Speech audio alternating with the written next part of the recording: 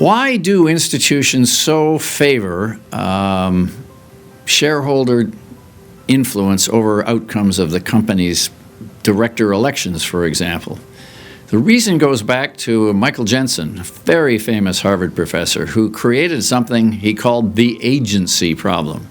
And that is, if you separate the manager from the owner, somebody else owns it but doesn't show up for work, you make the fundamental proposition that those people will try and skew things pretty much in their interests. So I'm the CEO, you own the company, I get paid to run it, and I decide I need seats at a basketball game. I decide I should take my customers out to a 5-star restaurant for dinner.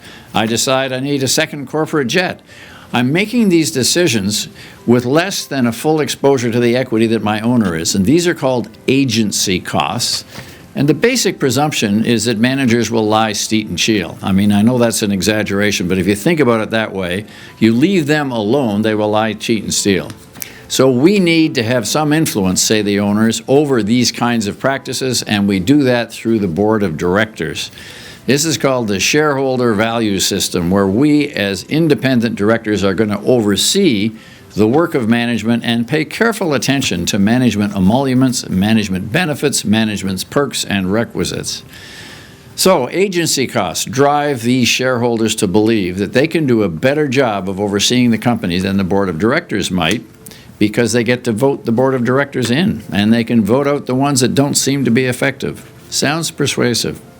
But recently, there's another theory that's risen in the recent markets and the growth of activism. It's called the principles costs. There are costs to being a publicly traded company, costs that relate to defending short-termism, costs that relate to defending activism, which has permeated all the markets, big, medium, small, nano caps, in most countries around the world. And these are real costs. They not only cost out-of-pocket money for your lawyers and your defense teams and your consultants to advise you beforehand, they cost you 20 to 30, maybe even 50% of your top management's time, which is perhaps the scarcest resource in any corporation.